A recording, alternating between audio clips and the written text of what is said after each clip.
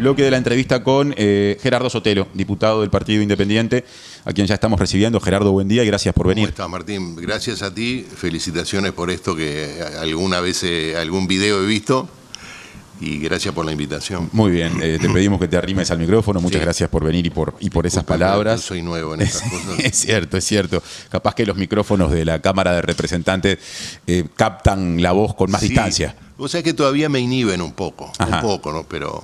Son otros micrófonos, son diferentes. Otros micrófonos y otros ámbitos. Y también se habla en tono más alto a veces. Sí. Hay un acting parlamentario que es todo un tema. No sé cómo te llevas con esa fase de la, más o menos, de la cuestión. Más o menos, porque en esta profesión el que actúa pierde, porque la gente se da cuenta. Si el televidente, el oyente, soporta más una opinión contraria a la suya que una impostación, que una actuación. Ese es el límite de entre el periodismo y el teatro. Claro. Entonces, en fin, tampoco sabría cómo actuar o cómo impostar un discurso que no sintiera. Entonces, de repente eso también me genera un límite. Pero veo algunos tigres que te da un poco de envidia, el manejo del micrófono, de la actuación en el buen sentido, o sea, de afirmar con la gestualidad lo que estás diciendo. Es toda una disciplina que me agarra ya un poco grande. Claro, para aprenderla. Estamos tratando, de aprender y sortear el desafío con dignidad republicana. Ya que nos metimos por esa puerta, no estrictamente política o no la vinculada a los temas políticos al Parlamento, nos quedamos en el Parlamento. Integrás dos comisiones que por estas horas, por distintos motivos, están captando la atención. Una de ellas es la Comisión de Seguridad y Convivencia de la Cámara de Representantes, que después del atentado contra la fiscal de Corte subrogante, Mónica Ferrero, sesionó al comienzo de esta semana y se declaró justamente en sesión permanente. Recién con la fiscal de homicidios, Mirta Morales, dirigente de la Asociación de Fiscales, estuvimos hablando de algunos de los temas derivados. ¿Qué mirada tenés con respecto a lo que pasó y a cómo se está procesando? Agrego a la conversación las respuestas que intentó dar en las primeras horas también el Poder Ejecutivo. Bueno, como decía la fiscal, no nos sorprende lo que pasó. Yo recién recordaba en otro medio un hecho que fue muy grave, que no fue más grave porque se evitó un asesinato, quizás un magnicidio, y ocurrió hace unos 15 años aproximadamente. El entonces director de narcóticos, el inspector Julio Guarteche, después fue director nacional de policía, se entera a través de la DEA de que venían dos sicarios mexicanos a matarlo. Por supuesto, hicieron un operativo, sacaron a Guarteche de su casa durante algunas semanas, hicieron seguimiento de los sicarios, que no actuaron, y se resolvió el tema de una manera discreta y eficiente. Ahora, una década y media después, ¿cuál es la reflexión? Bueno, primero, pudimos haber tenido en ese momento un debut sangriento del narcotráfico en Uruguay, y dependíamos en ese momento de la información de la DEA. Ahora tenemos una Secretaría de Inteligencia Estratégica del Estado y ya, si querés, voy a una de las claves que hoy mismo habría de las acciones que habría que hacer, que es fortalecer la Secretaría Estratégica del Estado. Ese es uno de los aspectos. Lo otro es que recién conversamos con el diputado del Frente Amplio, Nicolás Mesa, que es un hombre que además ha estado trabajando en el Ministerio del Interior. Él recordaba cuando las jerarquías policiales hace probablemente 10 años o más advertían que se iba a instalar el narcotráfico. Entonces, desde la oposición que se le decía, bueno, pero si usted está en el gobierno y sabe que se va a instalar, hagan algo. Yo mismo lo pensaba y lo decía. No estaba mal la reflexión, pero una década y media después, habiendo pasado todos por el gobierno, ¿cuál es la conclusión que tenemos que sacar?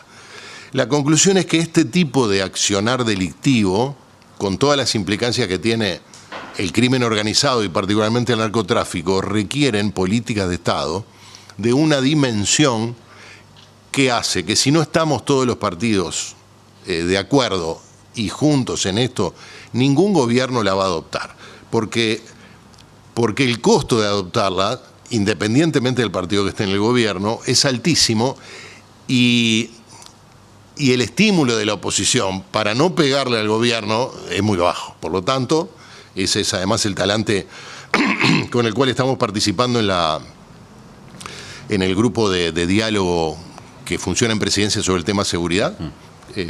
Participa el licenciado Alejandro Vila por el Partido Independiente.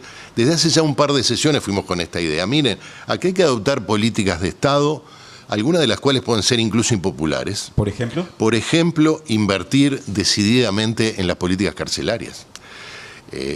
Por ejemplo, vincular, y estoy hablando de políticas a mediano y largo plazo, la pobreza extrema, sobre todo en las familias que tienen niños, que son casi todas las familias pobres o muy pobres, vincular el factor social que hay detrás de la violencia delictiva con el mundo del delito y el de la cárcel.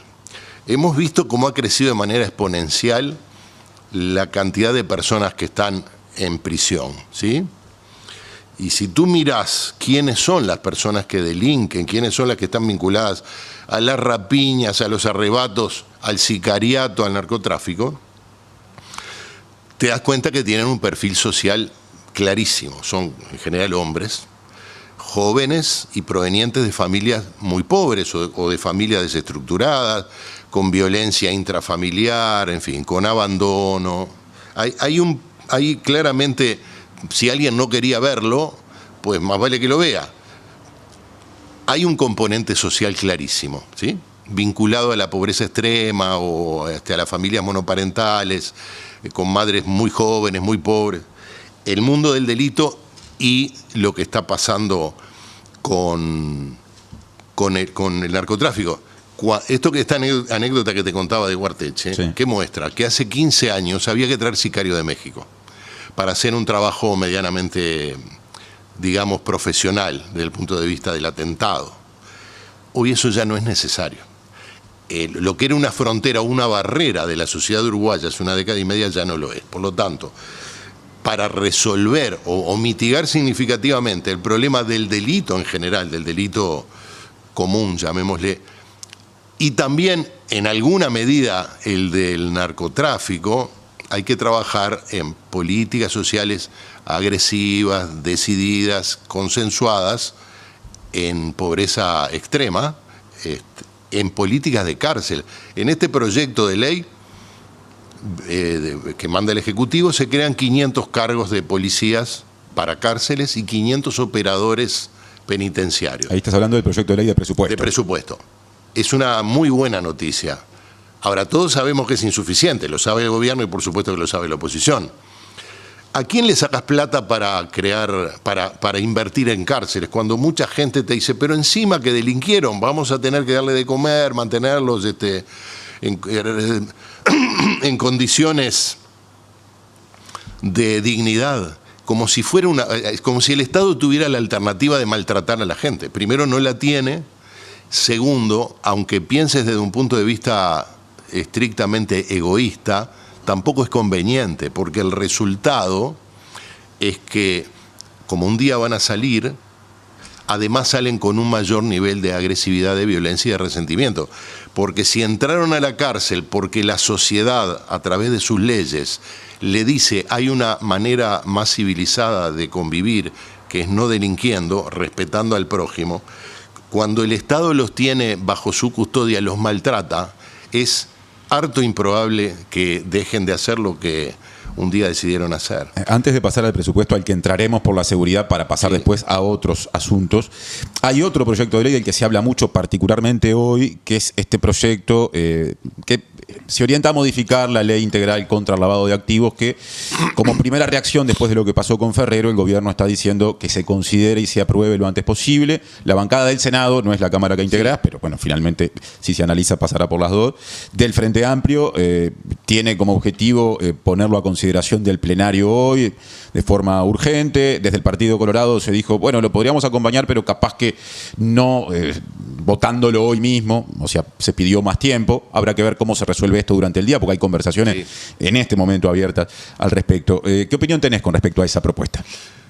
Bueno, no conozco la modificación, pues ya hay una ley contra el lavado de activos y lo que se propone es una modificación que yo desconozco. Parece razonable que se quiera apretar un poco las clavijas con respecto al lavado de activos. Eso me parece razonable, desconozco en qué términos, y obviamente he escuchado que el Partido Colorado le ha pedido al oficialismo y el oficialismo ha accedido a tomarse más tiempo, o sea que lo dejo por ahí. Pero esto tiene que ver con la reunión, con la sesión extraordinaria, urgente de la Comisión de Seguridad de ayer, que nosotros propusimos la iniciativa y todos los partidos estuvieron de acuerdo, y a la resolución que se llegó, es decir, a sesionar en forma permanente a través del presidente y el vice. Y claro, nos preguntaban, bueno, pero eso es simplemente una declaración, eso no va a resolver el problema del narcotráfico. No, por supuesto que no, pero no es solo una declaración. Lo que le decimos a la sociedad y al Ejecutivo es: esta comisión, que es la comisión especializada de la Cámara de Representantes, está dispuesta o tiene el sentido de urgencia si es que entiende el Ejecutivo que hay que introducir modificaciones legales, que para eso están los legisladores. Esa es la señal. Esta puede ser una de ellas. Pero tampoco esto soluciona el problema del narco. Es decir, no hay ninguna bala de plata para solucionar ningún problema complejo. Y este es un problema complejo. Estos son procesos, y entendemos que son procesos que requieren consenso. Si no, siempre va a ser más cómodo para la oposición sentarse a mirar y echarle las culpas al que está gobernando, que si mañana le toca estar en la oposición, va a hacer lo mismo. Entonces no vamos a poder salir de un tema tan delicado. Acá se requieren políticas de Estado consensuadas, con un compromiso de todo el sistema político, de que si las cosas salen bien, serán los méritos compartidos, y si salen mal también.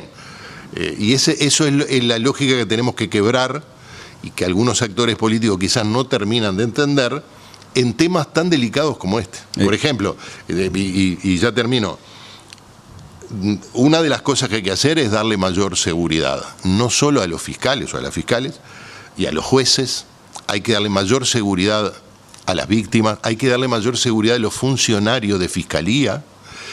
Quizás eso requiera acondicionar nuevos edificios, como se acondicionaron en el área metropolitana las comisarías. Eso supone mayores partidas presupuestales. Desde luego que hacen falta más operadores de justicia. La Suprema Corte y la Fiscalía está reclamando, por ejemplo, una decena larga de juzgados especializados en violencia de género. Eso supone un dinero que no aparece ni en el presupuesto, ni nadie sabe de dónde va a salir. Pero ese tipo de decisiones también hay que tomarlas para enfrentar el narcotráfico. Ahora, el Uruguay tiene una propuesta presupuestal enviada por el Poder Ejecutivo, incremental, no por demasiado margen. Hay un espacio fiscal para el primer año de ejecución, 2026, de 140 millones de dólares, con incrementos posteriores, pero también en parte ligados al crecimiento económico, o sea que hay cosas que están, en todo caso, por verse. Y hay una cantidad de demandas. Mencionabas las necesidades que hay, por ejemplo, de llevar adelante políticas carcelarias diferentes a las actuales, y yo planteo otras que tienen que ver con estas discusiones, ya mencionadas en la entrevista anterior, pero vienen a cuento. Fiscalía pidió en su propio mensaje presupuestal 17 millones de dólares para 2026.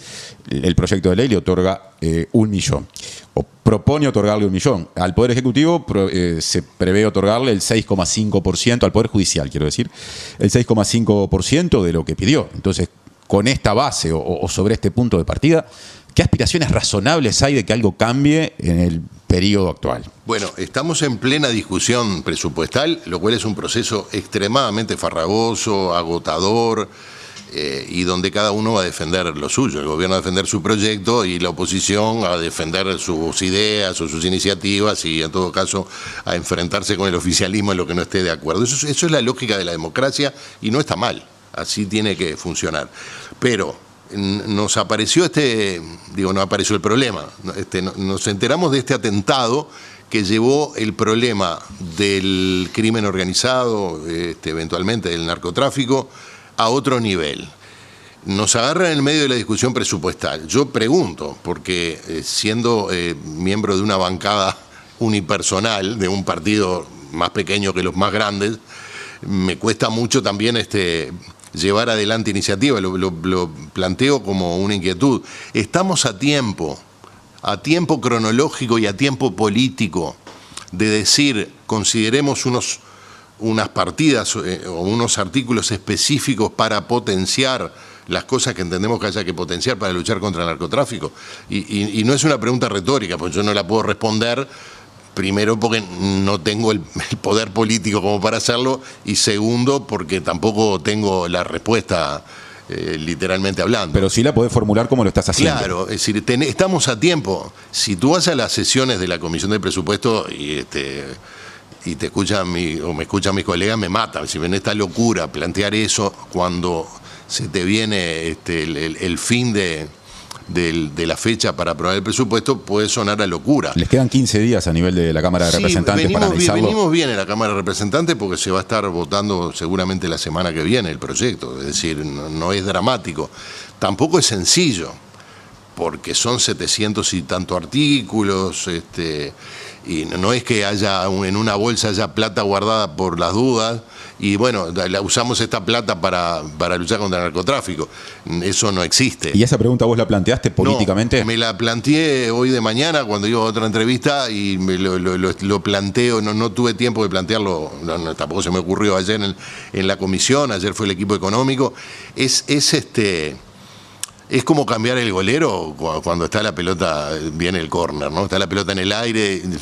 No, ahora no. Pero bueno, es que justo el que estaba en el banco ataja mejor.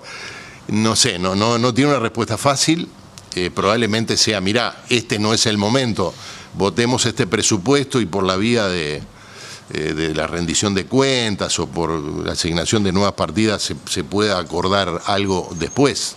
Tampoco es que haya que resolverlo esta semana, pero justo coincide que está el proyecto de ley presupuestal y una de las cosas que hay que hacer es mejorar la seguridad en los edificios públicos, particularmente donde haya personal vinculado a estos temas, fiscalía, juzgados, funcionarios de ambos, víctimas que van a hacer denuncias, y eso requiere mayores partidas presupuestales. Por supuesto que crear nuevas fiscalías, eventualmente, no solo para violencia de género, pero en este caso, si es que fuera necesario para la lucha contra el crimen organizado.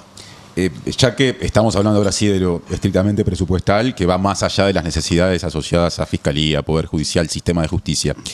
Ayer se presentó el ministro de Economía y Finanzas, Gabriel Odone, por segunda vez ante la comisión que integrás, porque su comparecencia fue la primera cuando el proyecto llegó, pero ayer fue a hablar específicamente de asuntos presupuestales del MEF, del ministerio que encabeza, pero también a presentar por lo menos un par de modificaciones al texto original del proyecto de ley, que sigue siendo proyecto de ley, no se ha pasado todavía a la votación. Una está vinculada a cambios en la formulación de llevar adelante el impuesto mínimo complementario doméstico, conocido como impuesto mínimo global, que se orienta a gravar a determinadas multinacionales en función de la cifra que recauden en sus casas matrices, y que Uruguay ese dinero pase a recaudarlo directamente. Hay algunas empresas que ya pagan en otros lados eso, hay otras que no, y surgió en el medio la duda de qué pasa con las empresas que operan en régimen de zona franca y tienen por ende, por contratos, garantizadas determinadas exoneraciones y no innovación en materia tributaria. De lo que sabés, de lo que se propone ajustar en esa redacción el Poder Ejecutivo, dicho por Odone, ¿qué primera sensación tenés? Ayer yo me tuve que retirar antes, por razones personales, de que el ministro expusiera sobre ese tema, pero como idea general, el ministro planteó la primera vez que vino a comisión estas iniciativas, parecía claro, y nosotros se lo transmitimos, que las iniciativas iban más allá de lo que la OCDE le exige a Uruguay. Para empezar, la OCDE no tiene potestades para exigirle nada, pero como son países de donde llegan inversiones y empresas, bueno, los criterios que utiliza la OCDE tienen que ser de algún modo compatibles con la tributación, por ejemplo, en Uruguay, para que puedan seguir llegando fluidamente capitales de ese país y no que haya una decisión de que Uruguay no es un país lo suficientemente transparente o lo suficientemente riguroso en el control del lavado de activos, por ejemplo, o no otorga ninguna exención impositiva que pueda considerarse abusiva o desleal. Es decir, no es un paraíso fiscal, que no lo es. Ahora, ni pelado ni con dos pelucas. Es decir, las iniciativas que planteó el equipo económico, que plantea en el proyecto de ley presupuestal, iban mucho más allá de lo que la OCDE ni siquiera sugería. Por ejemplo, el problema con se me fue la expresión. A ver. Con el secreto bancario. Ajá. No reclamaba que se sacara el control del sistema de la justicia para poder acceder. La queja que planteaba, o el reclamo más que la queja o la observación, es que el tiempo o los tiempos de accionar de la justicia eran excesivamente largos. Bueno, creo que por ese lado, hasta donde se venía esta nueva iniciativa o esta corrección del Poder Ejecutivo. Con respecto a lo de las zonas francas, el propio ministro sabía que iba a causar revuelo, porque de hecho, muy honestamente, lo planteó en su primera comparecencia en la comisión. Dijo, miren que estamos totalmente abiertos a considerar, sabemos que esto puede generar algún tipo de complicaciones y estamos dispuestos a revisarlo. A los pocos días llegó la Cámara de Zonas Francas a la comisión y planteó que esto iba a tener consecuencias muy negativas para el país, porque violentaba una legislación que lleva 40 años y que hace que el Uruguay le muestre al mundo, o allí donde haya potenciales inversores, mire, venga al Uruguay, que cambian los gobiernos, hay un amplio consenso sobre algunas cosas que tienen que ver con las garantías, con las garantías legales. Introducir esta variante, que dicho por el propio ministro, tampoco significaba una expectativa de recaudación exorbitante, nos parecía que era una medida, no diría imprudente, pero sí sobreactuada, en el sentido que iba más allá de lo que se nos pedía. Al parecer hubo alguna corrección y eso nos parece que está muy bien. En la conferencia de prensa que dio O'Donnell antes de abordar esto en la comisión, la dio a la hora de los informativos, sí, digamos, habló de disponer un mecanismo legal mediante el cual las empresas que son beneficiarias de algún acuerdo en materia de estabilidad tributaria, se interpreta que habla de las que operan en zona franca, que no estén comprendidas dentro de los países que están adheridos al acuerdo de la OCDE sobre este impuesto mínimo global, o que sus matrices no estén instaladas en los países donde el impuesto mínimo global ya rige, queden exentas, ¿no? Ese es el planteo. Que son prácticamente todas. ¿Te parece satisfactorio eso que plantea O'Donnell así? Tendría que verlo en el detalle. Lo primero que me parece satisfactorio o digno de reconocer es que el ministro, sabe adecuar sus propuestas y si se da cuenta que va a ser perjudicial, la retira o la modifica. Eso es una buena señal.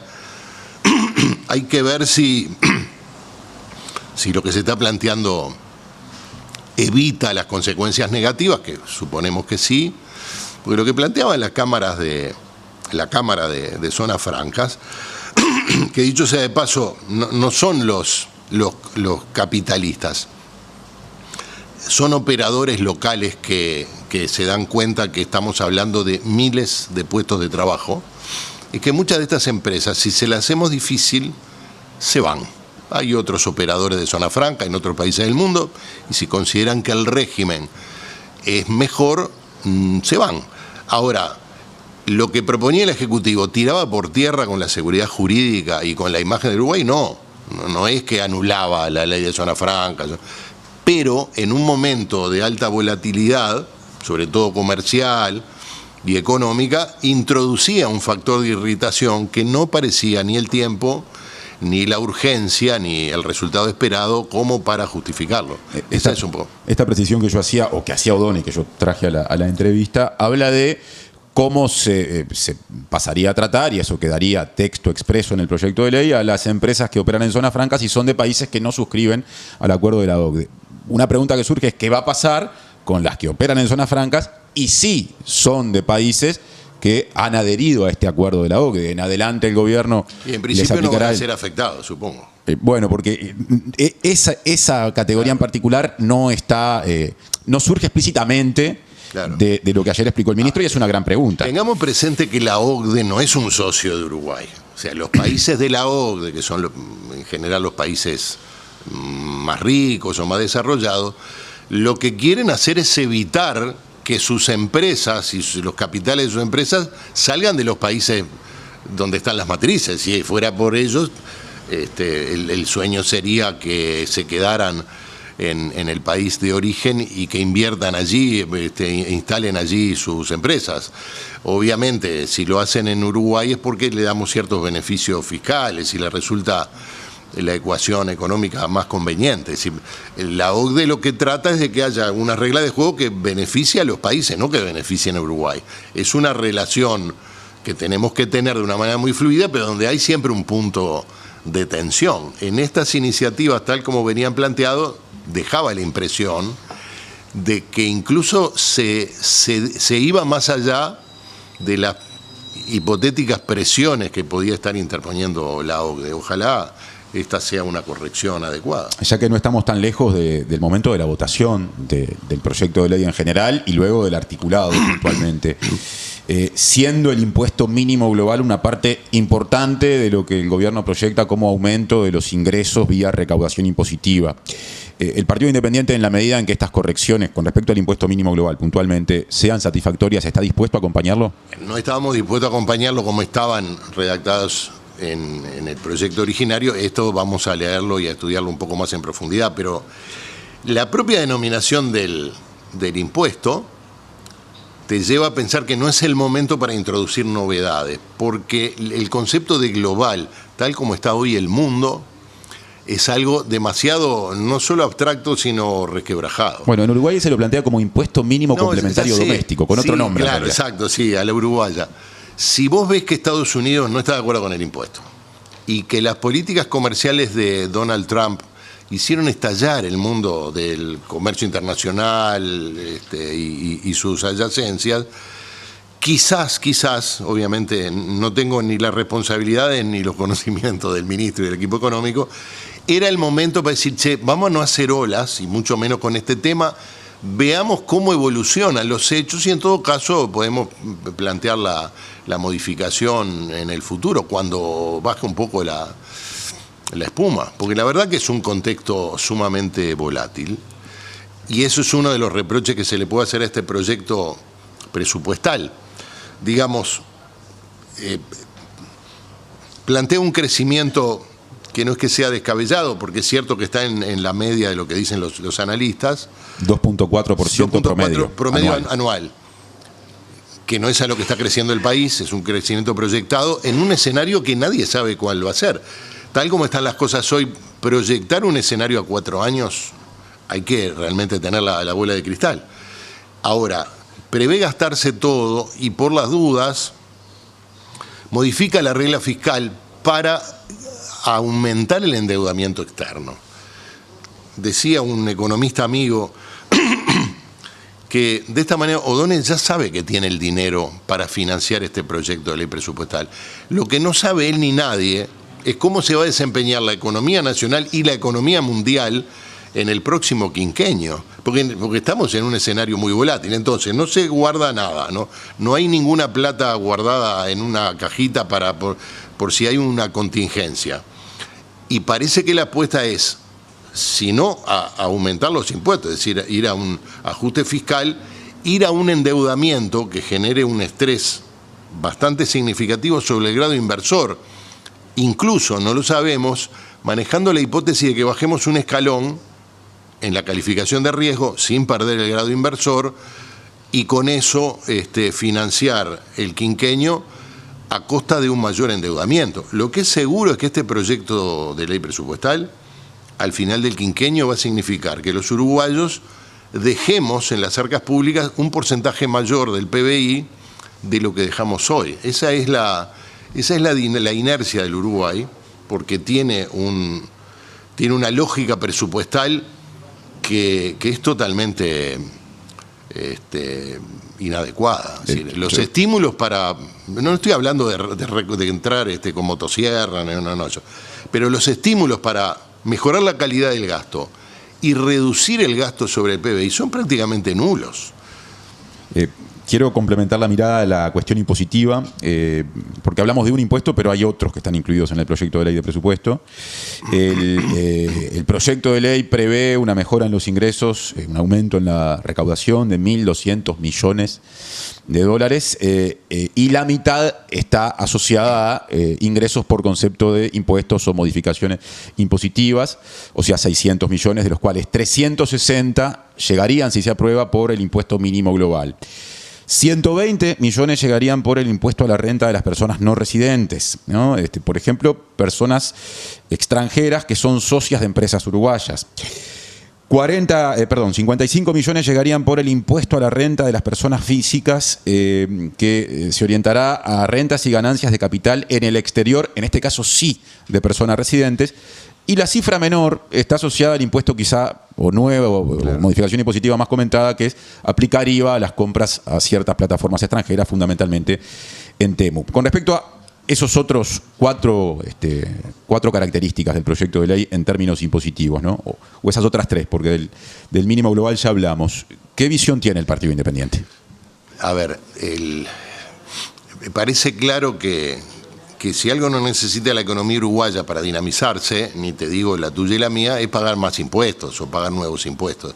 No existe el crecimiento a través de aumentar los impuestos, porque si existiera, no habría país pobre. Es decir, subamos los impuestos, el Estado tiene más plata, invierte mejor en políticas sociales, corregimos las inequidades que existen y somos todos felices. Está claro que eso no es posible, no es lo que plantea el gobierno tampoco, ¿no? Acá hay una sola manera de que mejore la vida, sobre todo de los que la pasan peor, que es con crecimiento, no solo con crecimiento, pero con crecimiento neto de la economía. Y eso, ni este gobierno, ni el anterior, ni los anteriores pudieron romper con una lógica que hace que en Uruguay sea muy difícil el crecimiento, porque más allá de que objetivamente no es de los países con mayor tributación del mundo, no lo es, sigue siendo muy caro vivir en Uruguay sin duda e invertir en Uruguay. Entonces, si no logramos por alguna vía dinamizar la economía uruguaya, no hay Cristo que logre hacer aparecer los recursos necesarios.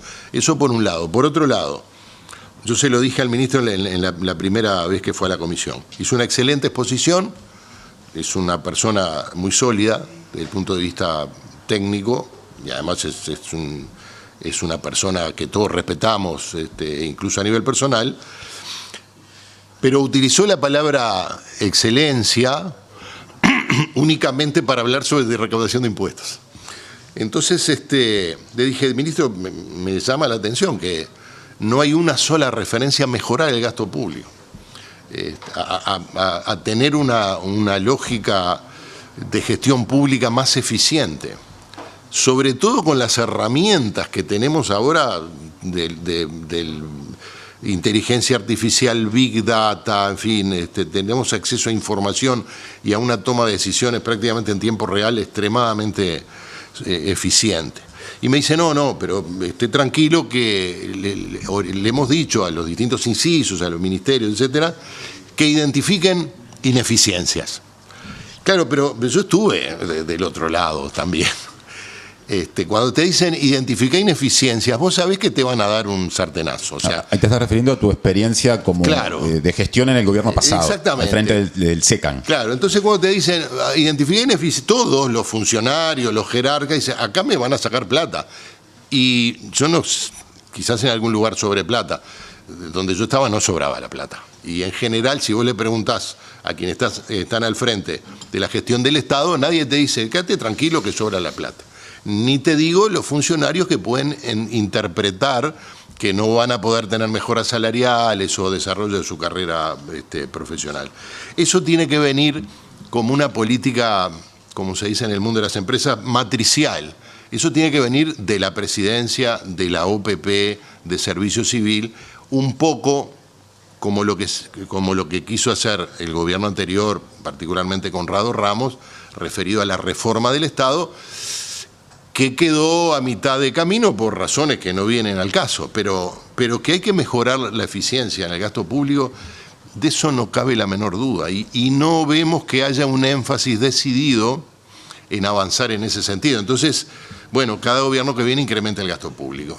Y por lo que estamos viendo, no estamos siendo eficientes en el gasto que asignamos a las políticas sociales, que es enorme, ni tampoco estamos siendo eficientes en lograr que sea atractivo el país para que vengan mayores inversiones o para que los nacionales también inviertan con mayor dinamismo. Gerardo Sotelo, diputado del Partido Independiente, muchas gracias por la visita a la mañana de La Diaria. Gracias a ti, ha sido un gusto y bueno, de nuevo felicitaciones y estamos a las órdenes. Hasta la próxima, gracias.